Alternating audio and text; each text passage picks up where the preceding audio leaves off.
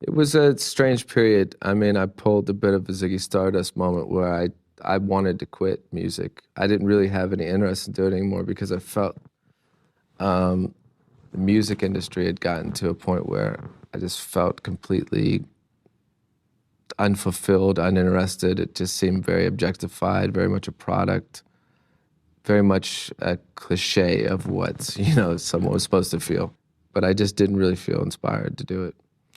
And then I kind of sunk into a weird black hole of, I didn't really know what I wanted to do. And I kind of almost lost an identity. Like I didn't know who I was because I didn't really have anything. Because I've always identified myself personally by what I do. Yeah.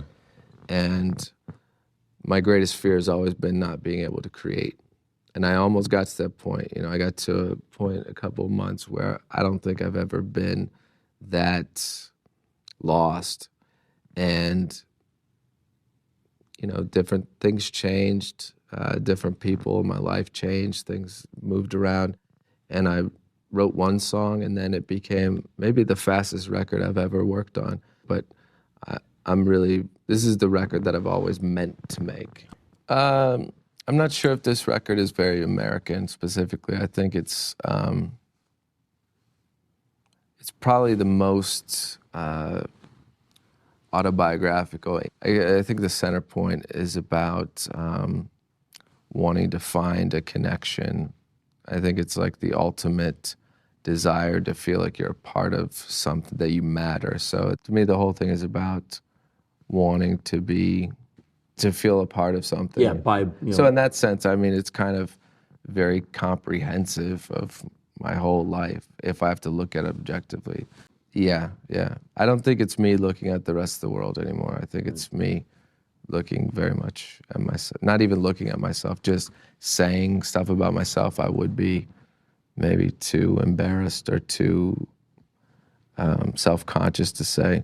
But I think it will really take people back a step, and it's very rock and roll. I think it's very untechnological. It sounds very back to music. I've learned to kind of ignore it, but as far as after surviving Columbine, I think I kind of went over the hill of like what you can tolerate, because that was just like the worst. That was, I'm in Hollywood and people are giving me dirty looks like I did something wrong. Yeah. I'm like, what the fuck? What are you doing?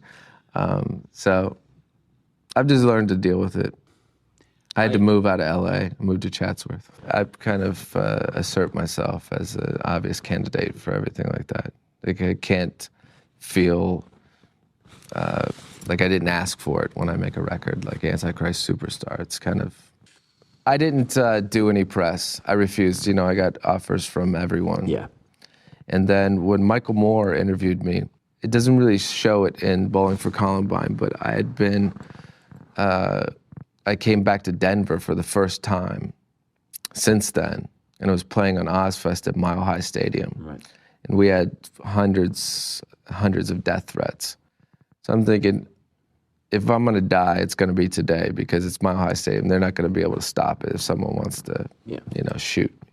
So when I went on stage, there was, I just had to decide, okay, I can't live without doing what I do. So I have to accept the fact I'm gonna die for it if it's gonna be today. And it was a great show. Obviously I didn't die. But when I did that interview, there wasn't really a name for the documentary. It wasn't really there. I feel a little bit, I don't know, I wouldn't say used or anything like that, but when he did the interview, I talked to him for about 2.5 hours. And a lot of the stuff that he went on to say in the second half of the documentary was stuff that I said to him, but it opened a window that kind of reintroduced me to the world in a way that people hadn't really understood me before.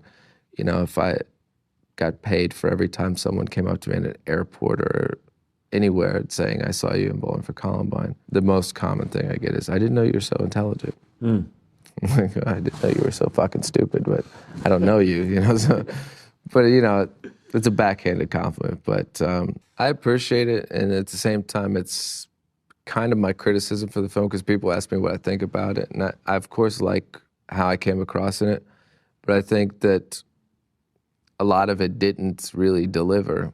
I think there was a lot of stuff in there that I wanted that movie to answer, and it didn't. Yeah. But ultimately, I like what the movie did, but I think as far as the actual subject matter and the answers that I became obsessed with, because I locked myself in an attic for 3 months and didn't want to talk to anybody because I was afraid I was going to get killed and stuff. So I wanted a lot of answers, and I didn't get them from it, but that's a different thing. Yeah. It's like when you're at an art gallery and you're like, that's interesting. There's a couple of ways you can have the inflection on interesting to mean. The thing that just scares me, if anything, is how much more can the common man be manipulated? How much farther can the government go? How longer is it till we get to George Orwell? Yeah. There's so many people that know it and talk about it, however many people will watch your show and they know it and they agree with you, or people that watch Bill Maher, or people that, that watched Bowling for Columbine, and you think, if all these people did something about it, why would we still be in the same position? So it's scary to know that the right wing has such a stronghold. If people really stopped and realized how much art and creative people move the world versus politics and religion, I mean, it's not even up for debate. An artist at least creates things, puts things into the world, whereas these other people are destroying things, taking things out of the world. I think that's always been the point of politics, is always to suppress that because they're afraid of it and they know that. Recently, I haven't painted in a couple months because I've been singing. Yeah. But it's always been an outlet. Specifically, if I'm frustrated, instead of just, pacing or watching The Real World or something, I went and I paint. Yeah. I mean, I think it's kind of when you come up with morality issues about what's good and what's evil and what's degenerate, what's acceptable. I think degenerate art and a lot of, the Dada era, they were doing it in the punk rock sense of, that was the original punk rock. And being a writer, if you want to be unique, you always have to say something that someone else isn't saying. So I mean, that's kind of, I think just to even say you're a writer, you have to be controversial, or else you're not doing it. You're not doing anything. Yeah. But I always wanted to take it to the next step where I felt like I was willing to risk my personal safety, my personal reputation, to stand behind what I say. I've always thought about that, and the easy answer was always, as long as I'm remembered. But I think that that's not really what I believe at the end of the day. I think that, again, the way you said that a lot of your heroes are writers, I think as a writer, whether I'm writing songs or I'm writing books or I'm even saying what I believe in a painting, whatever, I just want to be thought of as someone who took the time and risked what they stand for, risked their lives, to put that out into the world.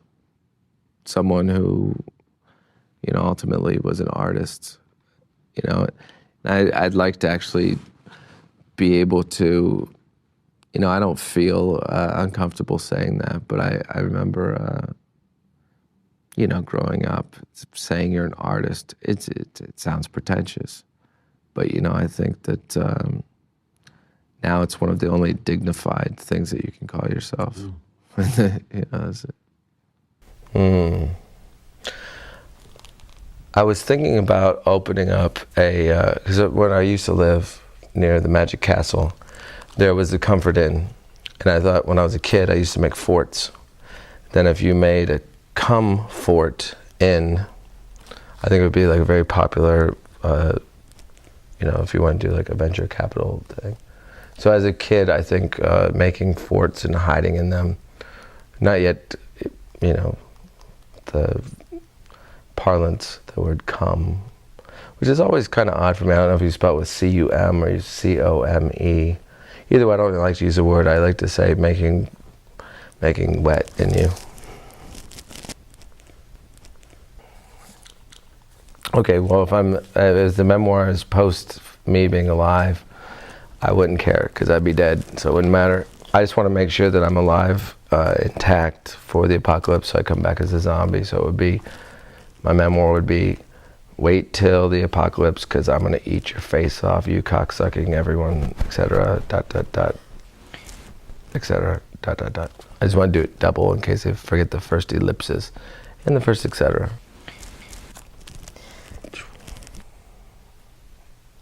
I don't go to bars mostly, but no, I bring my own alcohol. I usually smuggle it in my back pocket in a flask, or I hide it in my stomach.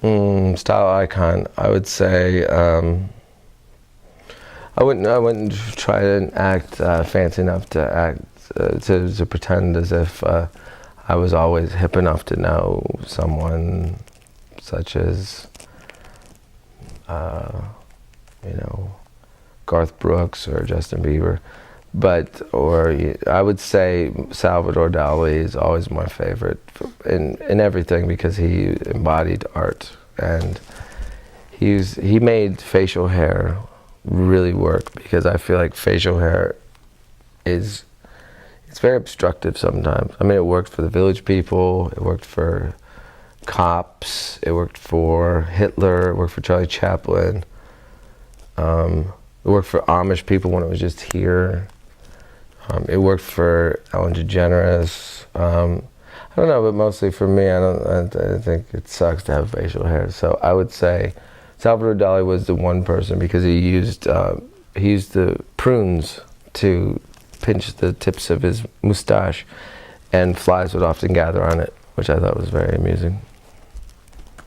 Also Stalin was kind of aggressive, but it did work for him, I guess, in some way. Communism, big ups to them, they got a lot done. I don't really care, I don't know isms.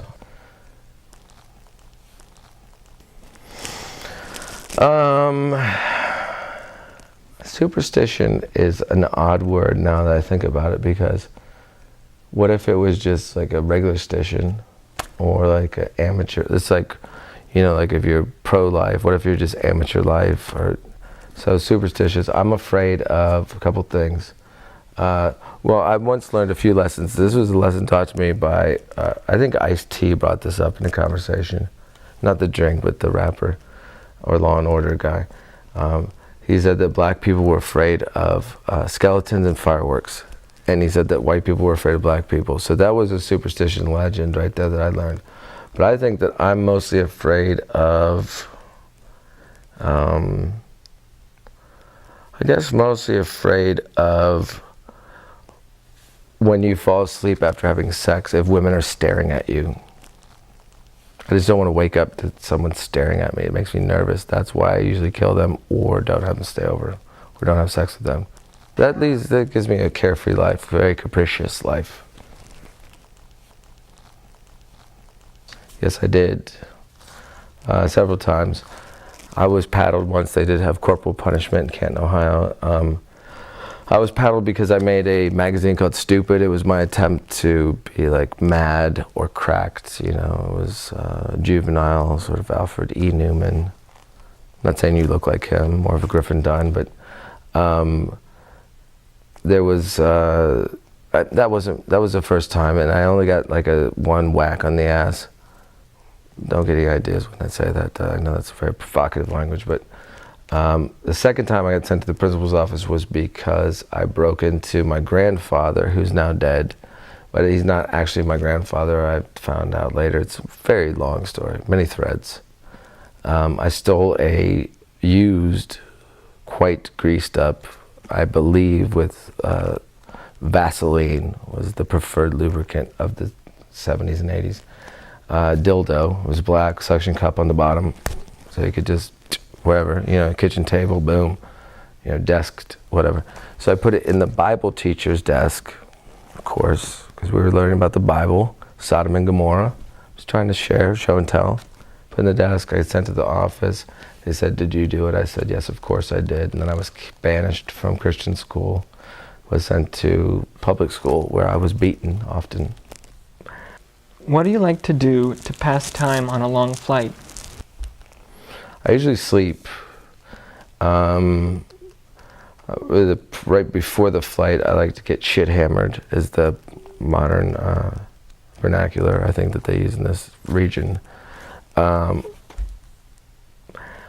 did learn a very valuable lesson when I was traveling home from Estonia a few years ago, right before Christmas. I didn't believe the country existed because I had never heard of it, because I didn't really do well in history or geography. I just was bored with it. At the time, this is back in the dicks in the desk time, and getting me up. So I was in Estonia, and it was December 23rd, I believe. And we'd barely gotten on the flight, and then I found out that you can't say golden dick on an airplane, because a bandmate of mine was behind me kicking the seat. He was saying, this is the man with the golden dick, it's the man with the golden dick. Of course, I wouldn't say it's golden, because it's like the Midas touch, and I've never even met that guy. But these ladies were mad because I was drunk, of course. That's what you do. And I mistakenly said really loud to a gentleman who was eating food that I wanted to have at the time to soak up the alcohol so I could be a proper flight participant. And I said, I'm going to set you on fire. I guess it's not good to set on a plane. But they didn't hear that, so these women had gathered in the little woman corridor of the plane where the stewardesses and or men that act like women. And I said, I'm really sorry, it's Christmas time, the spirit of Christmas. Let's just forego the fact that I said I'm going to set him on fire. I said, no, sir, it's not your fault. Your friend said golden dick. It's never appropriate to say golden dick on an airplane. And the other lady who looked like Sarah Palin goes, no, it's never appropriate. And the other lady, never, you can't say golden dick. I said, excuse me, I don't mean to be a troublemaker, but you just said golden dick 3 times in a row. And therefore, I got us off the plane. It was a narrow escape, but we got back to America. And I still don't believe Estonia exists, so sorry, Estonia. Golden dick. I believe in hate at first sight, because that's more often than not. I fall in love with everything. I hate everything also. It's very difficult to be a misanthrope and a romantic. So I love everything. I love what's like when people say, are you an addict? I'm addicted to enjoying things. I'm addicted to, well, I'm allergic to a couple of things also. I should inform you, I'm allergic to breasts. I break out in erections. I'm addicted to enjoying pretty much everything. I voted for the first time in this last election because I thought it would be interesting to find out if I could. I've never voted before because I don't have a valid driver's license, which I shouldn't. But I walked in and they didn't, it was like in I believe it was a Days Inn or something like that. And these pinch-faced witches, they just pointed me in the direction, and I just started stabbing all the cards, just whichever manner. My 2 main things were to just get the black dude involved and also the gay marriages. And mostly because I wanted to be able to answer this question now. I was looking in the future, and I saw in my crystal ball that you would ask me that, and I thought, oh, well, here will be my answer. Gay marriages, boom. Black guy, boom. I did it. I'm responsible. And if you get a gay black guy to marry you, it's my fault.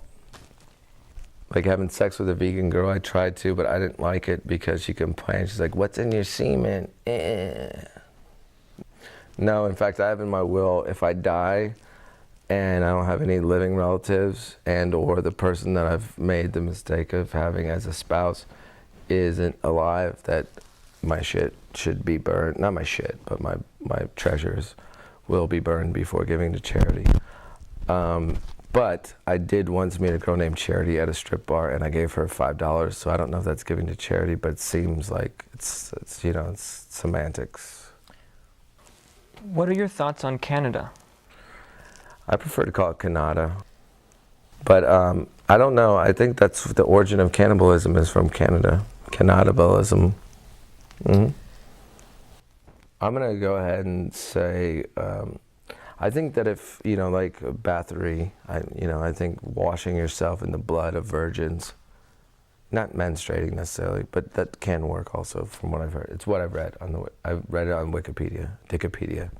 But I would think that it should be like, how they have those fountains of chocolate fondue. You just throw a couple virgins through a chipper shredder, boom, everyone's treated, everyone's happy. And that type of thing.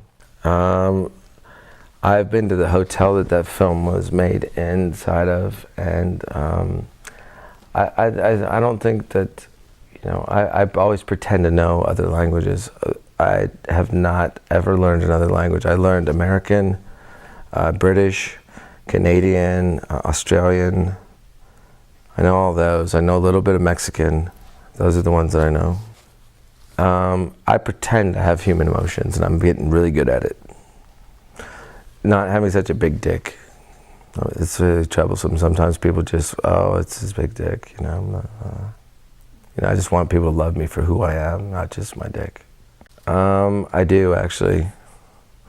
And it doesn't always have to be on a boat, but I do. I get motion sickness. I'm a fan of Rammstein, and getting invited to do something with them, performing one of my songs. This is amazing, so I got to rehearse it, and it sounded, I almost wanted to fire my own band because it sounded so great. Berlin is, if I had to name cities that have inspired me in my life, I live in Hollywood, and that's an inspiration, but not necessarily a positive one or a negative one. And Berlin would be the other one because it's the core and the center of what I identify with when it comes to art and the creation of the whole revolt against people who try to change or conform or decide what art's supposed to be. It's been a birthplace for my career as a painter. I think I can credit Berlin as definitely the city that embraced me first as far as a painter, and also was a place that has made me always happy to come and perform as a musician. And now making a new record where I'm so enthused about making music in the same way that I did when I first picked up a microphone. I feel like, because Berlin to me represents the birthplace of Expressionism, and I was someone who did not have any experience in singing, and I did not have any experience in painting when I picked up a paintbrush. But if you give me a pencil, I have a choice. I can write lyrics, or I can draw a picture, or I can stab you with it, When I went to make this record, I moved into a place that was completely, almost like this room, in a sense where it was very simple. I put all of my belongings in storage except for my films and my books and things that would inspire me. And I had my paints, my paintbrushes, and I had my musical instruments and my microphone and recording devices and my cameras. And I wanted to create sort of a playground where I can have friends in my band and just people to collaborate with. So over the past 2 years, whilst making this record, I also got to interact with a lot of people that I'm huge fans of, whether it be actors or directors, musicians, and I always wanted to have a place people could come, and the curtains are blacked out, there's no clocks, so you walk into a place where the rest of the world does not exist anymore. It became a real creative world where I got so inspired that I just wanted to keep making things, and this record, I think, is a great example of me realizing that, first of all, I have to have the confidence and ambition and determination that I did when I started, to simply realize that it would be arrogant or ignorant to think I could exist on the the idea that I wrote beautiful people, so I'm entitled to do whatever I want, or that people had already heard the song. Some people may have not even heard it that I meet. Some people may hate it that I meet. I wanted to make a record that if I say, hello, I'm Manson, you want to hear a song? If they say no, then I say, fine, we'll watch a movie. Or I say, do you want to hear a song? They say yes. But I'll be honest, I've never heard any of your music, or I hate your music. And I made songs that simply were meant to, I guess, be a soundtrack for my personality. A lot of times I would bring people I don't know in to listen to it, or while I'm singing. And sometimes girls are a good barometer, because girls are, if you're a straight male, you're trying to appeal to. And while I'm wearing lipstick, I still like girls. And a lot of times I would offer them either tissues or a pair of clean panties, because I said, you are going to get wet in some way or another. When I was recording this record, when I did the vocals, a lot of times I had people in the room with me when I was singing. And, admittedly, most of the times it was girls. But it wasn't the same as performing a concert. But when you're sitting in a room with headphones on and singing into a microphone and no one else, all they can hear is your naked voice. I know the word naked does bring to mind, and that may be true also. But when people can only hear your voice, it's a vulnerability that I've never allowed myself to have. But I found it to make me create a different attitude on the record. I think that what I did on this record, lyrically most of all, as a whole, is that I learned as a person to understand that relationships are all the same, whether it be your relationship to yourself, to your art, to a girl, to your friends, to your partners, your bandmates, to the world.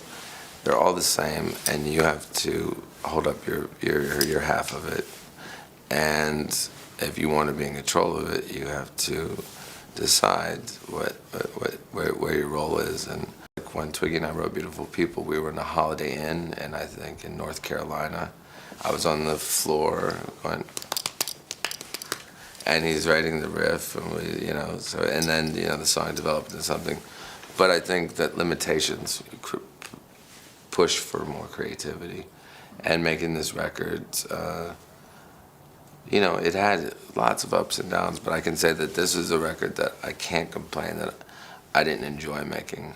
And there was good and bad times, but I'll always look back on this record as having it being an experience that I'm proud of. And certain songs like Pistol Whipped, for example, on the album, there was no one else around, and there was a guitar there, and a drum machine there, and a pencil and paper and lyrics. So I took advantage of all that I had to work with and created the song. Writing the songs and producing the record, I just wanted Twiggy as a partner to do what he does best, so I just tried to create excitement for him, so he would go in and he would play guitar and write riffs like he does. And I tried to not tell him my ideas that I wanted. I tried to just excite him into doing what he would want to do. So later, when I had ideas, rather than asking him to do things the way I wanted him to do it, I would have an idea, and I didn't want to use someone else as a tool to express my ideas, so I had to learn how to play guitar better, and Twiggy was the one who taught me how to play guitar in the first place. So I played a lot of guitar on the record, but not because I was trying to take over the role of guitar playing. It was just I needed to be able to accomplish what needed to be done, be creative as possible. I did not need to get to the conclusion that helped me make this record through religion or anything else other than me deciding that I wanted to be happy doing what I do. When you're making your choices based on what is passionate to you, what drives you, it sucks that sometimes you lose track of that, and it's your own fault for losing track of it. And I decided, it was my own fault. I lost track of it. I put myself in a place where I put all my belongings away. I didn't need them. I had my cat. I just had to make sure I made money to pay the rent and to provide cat food and to take care of my parents. And if it required me becoming a male prostitute, that's what I'd have to do. But I found that it was a lot easier just to make this album. Strangely enough, I've been friends with Johnny Depp for quite some time, and it does seem surreal because, you know, he's such a great actor and, you know, has now risen to such levels of fame that I think it even, knowing him personally, probably is very awkward because he is in more ways than me completely down to earth. He's not oblivious of it. He's very happy that what he does has given him the opportunity to do more things, and he's a great musician, and he and I both had bands that started in Florida. He had a band called The Kids. I had a band called Marilyn Manson Spooky Kids. And I met him, you know, when I was 19, being an extra on 21 Jump Street, a background actor, as they call him. And so, you know, on and off over the years, it's been quite some time we've known each other. And because of his schedule and my schedule, we keep in contact when we can. He asked me if I wanted to get together and do some music together, which we never did, and we've known each other all this time. And of course, he plays guitar and things like that. And I had not met his son Jack, lovely young man. It almost makes me want to have children, but it's probably not a good idea. But he's very intelligent. It's very exciting to see that you can pass on your problems and legacy of who you are into another smaller person that will grow up to be a problem later, such as you are. But Johnny wanted to do some songs, so we were playing together in his studio that he created, and his son was there, and he was playing also. But Johnny played drums, and I was playing guitar, and we wanted to do a cover of Carly Simon's "You're So Vain" because we thought it was amusing considering both of our lives. And so then it kept developing, and Johnny played drums, and Johnny played lead guitar. He played the solo on it, and he and I produced it together. And you know, while I've done so many different covers, this one was so special because it was really fun to do, and his son was in the room, and I'm going to sing, and hopefully, you know, people will know this, and I hope that Jack, his son, knows this, that I'm going to sing. I promised that I would sing at his birthday, which is coming up, and because it was funny that if your dad is, you know, it's like, you know, it's obviously if your dad's Superman or something, you don't appreciate it as much, I guess. I don't have a kid, so I don't know, but his son was very excited that I was there as much as I was excited, even though Johnny's my friend for many years. That I'm still in awe of him as an actor, as Johnny Depp, you know, of course. You know, it wouldn't even make you gay if you had sex with Johnny Depp because it's Johnny Depp. But the point was that his son was very excited. He was like, "Dad, you did a song with Marilyn Manson." And I was saying, I did a song with Johnny Depp. So it was fun. We respect and love each other. Our bromance is full force. And "You're So Vain" we made it a bonus track on the album because the album isn't really about anyone else. That's why the song becomes more amusing. And while it doesn't fit in the context of the scope of the actual record as a story, it definitely does fit because it's part of my life, and it's part of the fact that the record isn't about anything. So the song, I thought it ended up being perfect. So I hope people will like it, and we're gonna do more music together, he and I.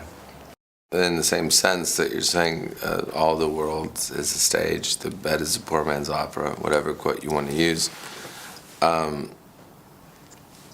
People, I think, sometimes limit the concept when they say, "Are you always like Marilyn Manson?" Or is this persona? What is that?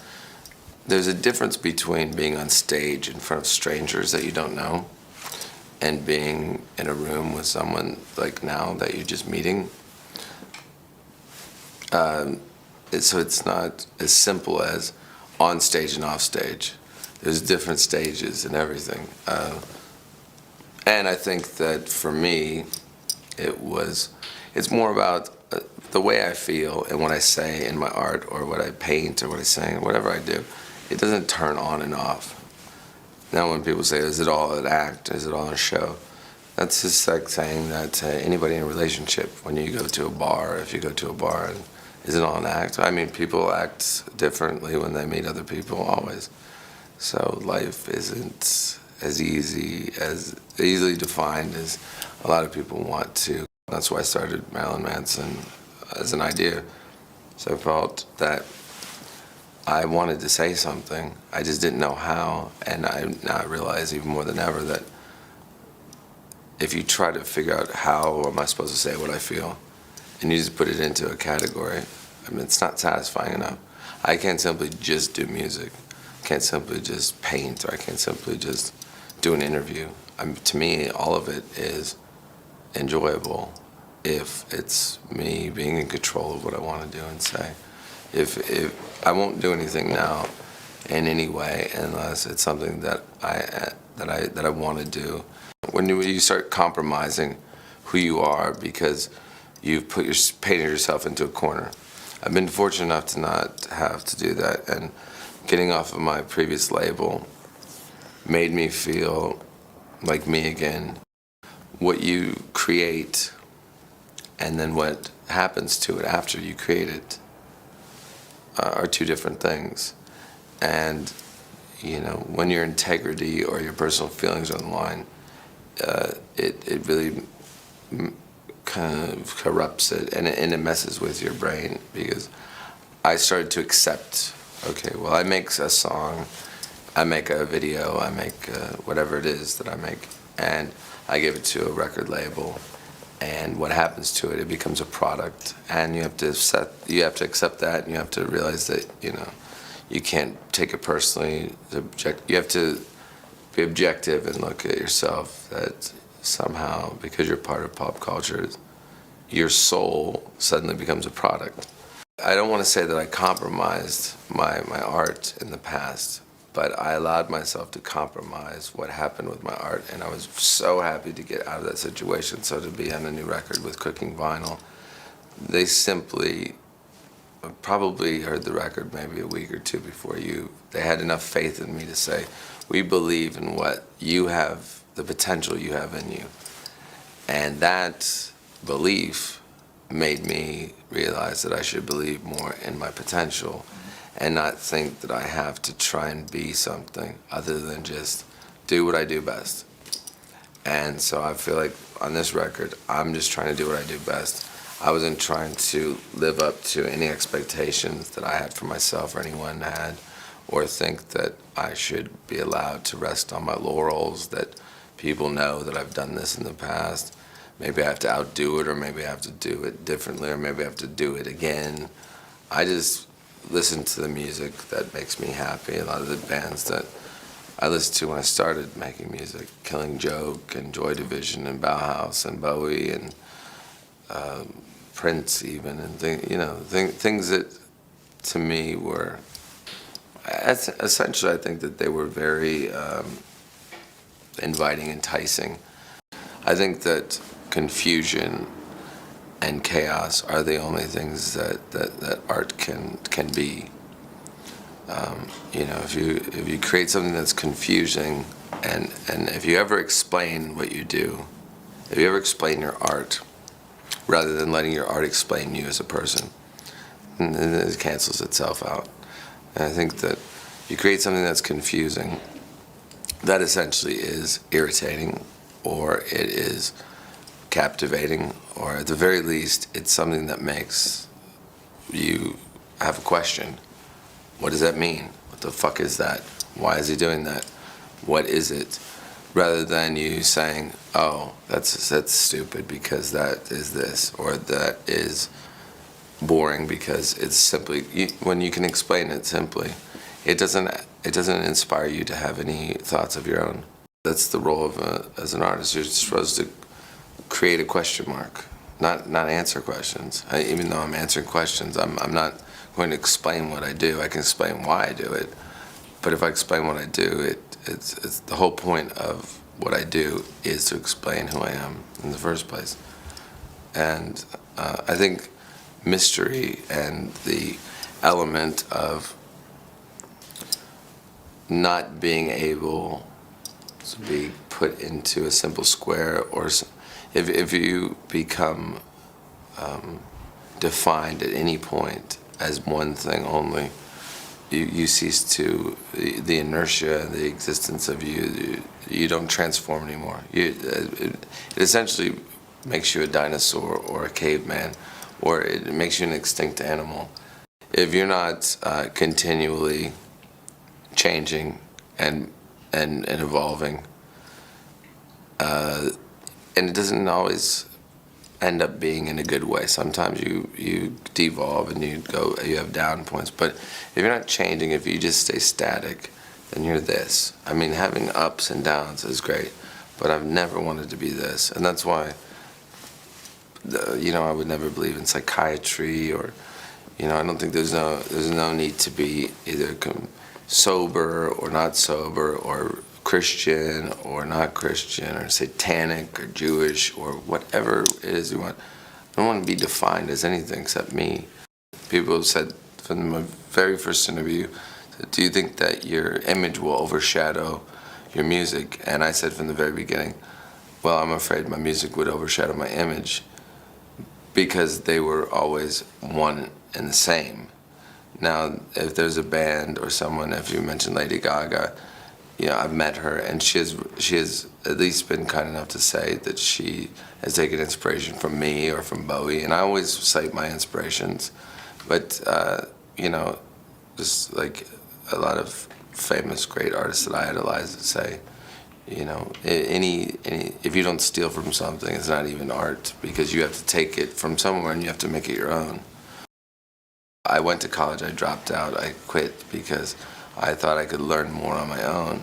I do, however, enjoy the importance of other people's art that came before you, because first of all, if you don't know it, then you could be foolishly doing something that is asinine or repetitive or redundant. But if you're doing it on purpose because you have a genuine knowledge of it, then at least you're able to have the respect to know that you are creating and continuing the tradition of the people before you, Andy Warhol or Salvador Dali. You're doing what they wanted to inspire, what I want to inspire. I want people, if I inspire someone to start a band or something, or whatever they might want to do, shoot a school, whatever. It's not my fault. It's what I'm doing something. It would be like me blaming Shakespeare for what I do. Yes, in America especially, pop culture is so disposable, more so than it was the last time that I've spoken about it here in Germany. That it doesn't even add up to Andy Warhol's 15 minutes of fame definition. The idea of celebrity, when I started my band, celebrities were not the same as it was now, because the whole culture shifted, which I had to adapt to, because I had made a comment on that in the name Marilyn Manson. I was saying that, we have a culture in America where you make a serial killer famous the same as you make an actress famous. And that had not really been the case so much as it is now, where you have all this reality television of people that are only famous because they're celebrities. They don't really do anything. But then it's a question of, well, is that an art form in itself? Maybe it is, maybe it isn't. Books are very good because they're thick and you can hurt someone with it. You can read it. You can use it for toilet paper. You can cut it open, hide a gun in it. There's lots of things you can do with books, okay? You can burn them. So there's very useful. After I meet someone, I talk to them, and people realize, I'm a person just like anyone else. I just don't feel the need to be controlled by what other people think. And sometimes people say, I don't care what other people think.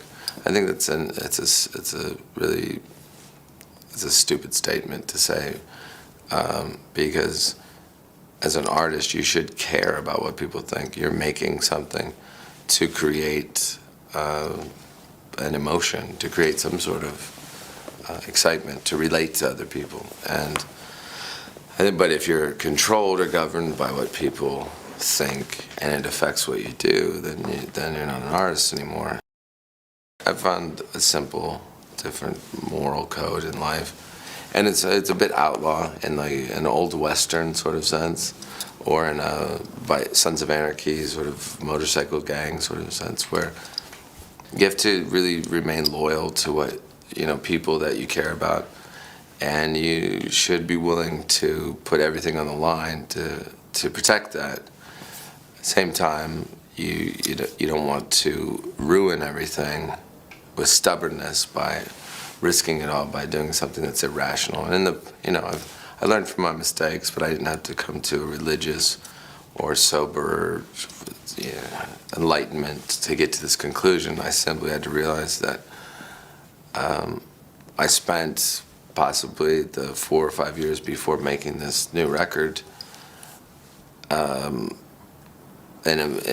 for a metaphor, it was like every night having a wonderful dinner and then going home every night and throwing up, and then accepting that and thinking, okay, this is what life is going to be, and not realizing that something was wrong. Like I was not, I won't stick with the food metaphor, but the idea that something was wrong, my body, my soul was rejecting things, but I had started to accept it. And when you accept things that you really don't want to accept, that it's really being passive, and it's not being confident. And I think confidence is the most important quality in anything that anyone respects. If you meet a person in life, or you see a painting, or you hear a song, if it's confident, I think that's the thing that people find most appealing. It's what I find most appealing. So I just had to, and it wasn't as simple as snapping my fingers, I had to realize that if I take everything away, I leave myself a blank palette, and I have to fill it full of something. It made it a lot more clear to me how my mistakes I have to accept as my mistakes. I can't blame them on anything else. If I want to change it, I just have to be better. I didn't want to be the person I used to be. I did not want to be the person I was at the time. So I needed to be the person that I knew I should be. And this record is me being the person that I knew I should be, which then becomes the question of Born Villain. Is it nature or nurture? How do you become who you are? But it's both. It's an evolution. We all have regrets when we do something that's wrong, but it's what you do with that knowledge. And some people may sit around and blame others, or you may just not rise above it or not learn from your mistakes. And I've done all of the above, and I simply wanted to realize that I should make art, and when I'm done making it, it makes me happy. That's the point of making it.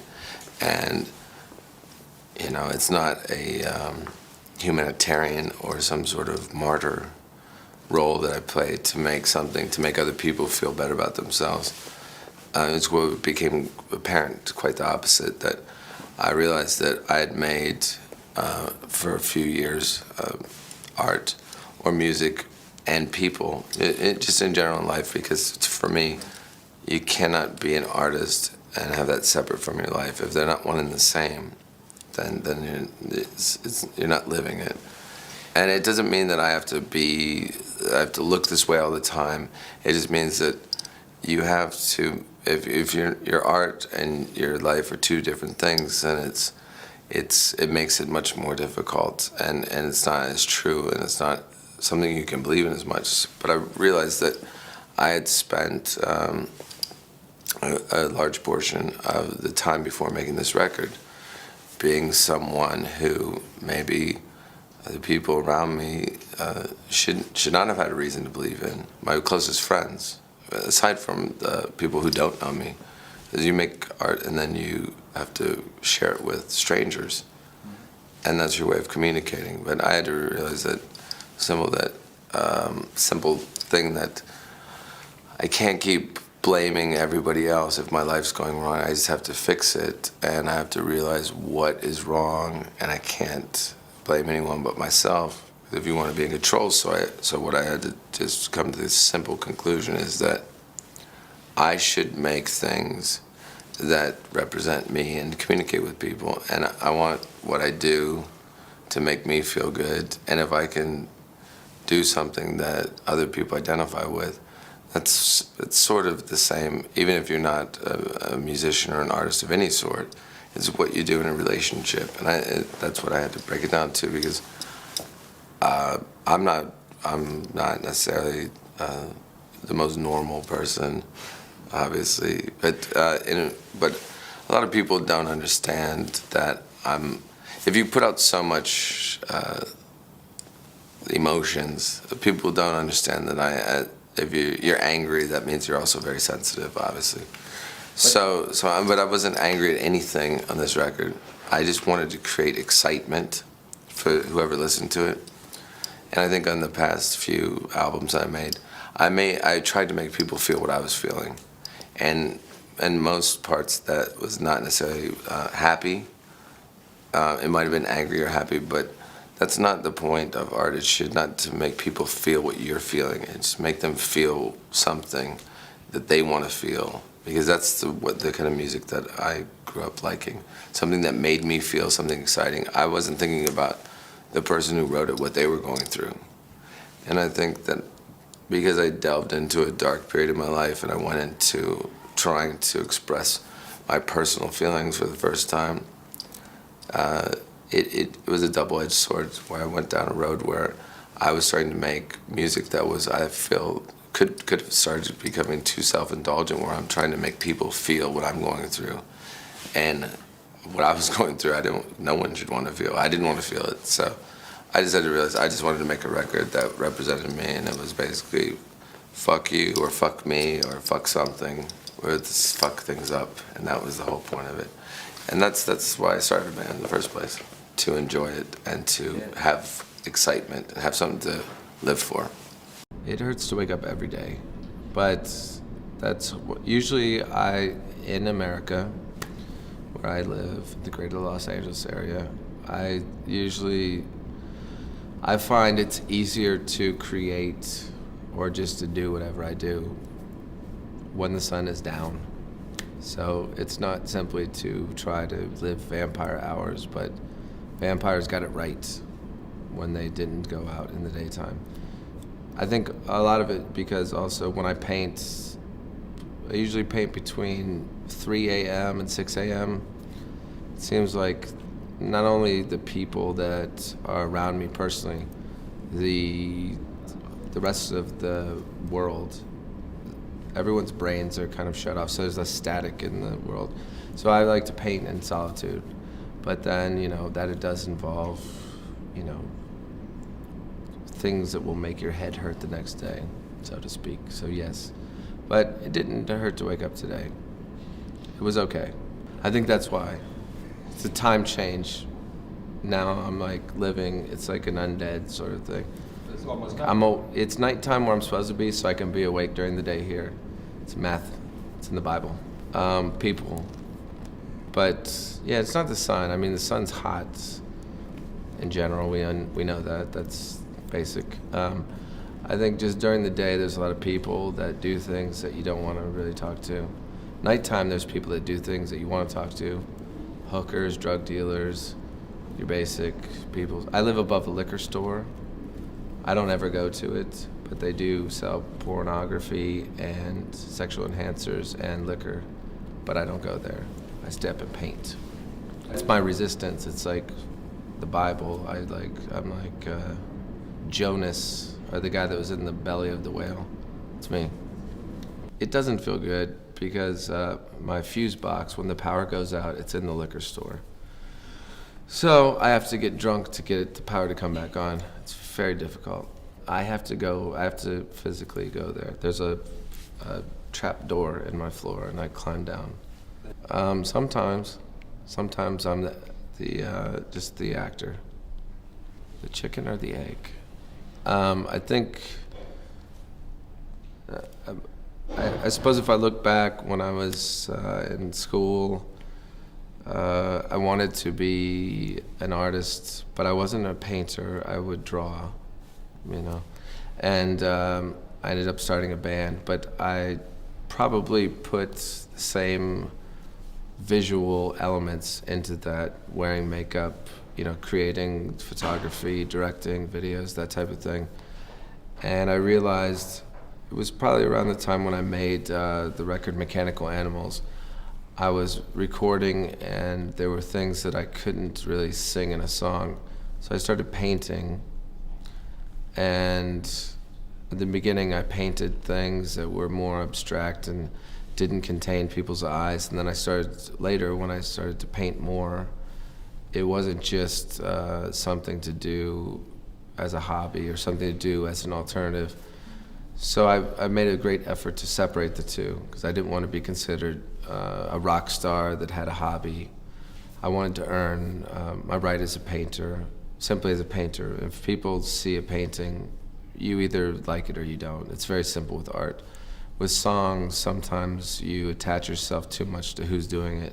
Someone might love or hate a song that I do simply because it involves me, but if you see a painting from someone, it appeals to you in a different way. So I wanted to keep them separate. And I'm at a point now, especially I think this visit and this exhibition here in Vienna marks for me, I'm in the middle of creating a new record, and I'm gonna, for the first time, focus on making the artwork one with the music and making them together, in the sense that I don't feel the limitations of separating any of my expression anymore for concerns of respect or anything like that. I feel like this is who I am, and you know, taking great inspiration from Dali, Andy Warhol, where everything is open to me as an artist, visually, musically, however I want to do it.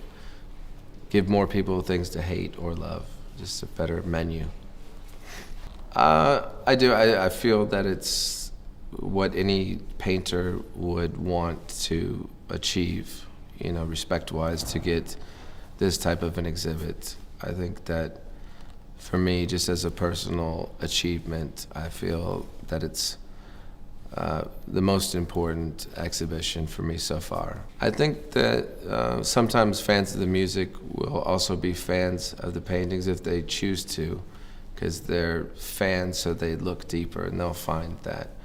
I think that I've discovered that there are people who would have nothing in common with my music that like the art, and I like to have both those elements. And I don't expect people that like my paintings to like my music.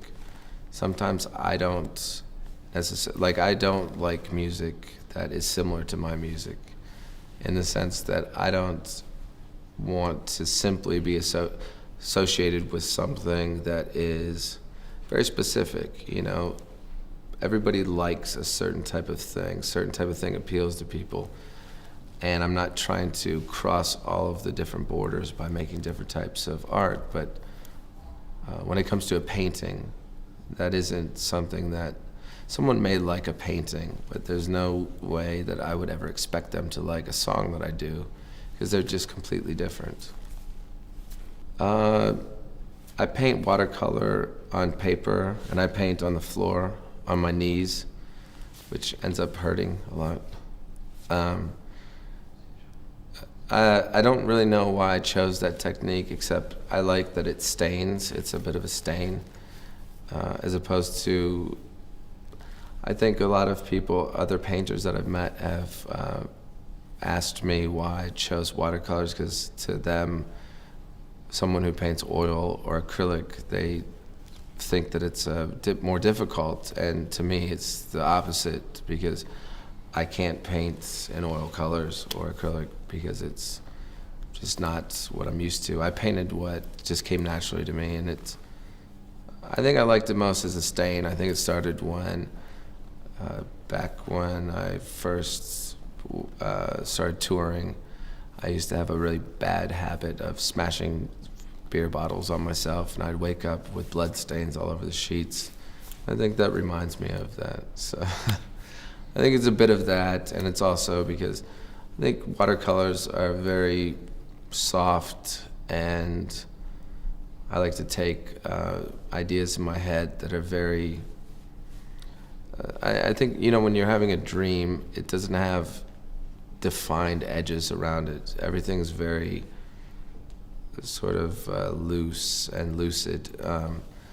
And, you know, a lot of people that, and I can if I wanted to, and I suppose one of my paintings, like of Edgar Allan Poe, I can paint photorealistic, or, you know, I can paint traditionally if I want to, as opposed to expressionist.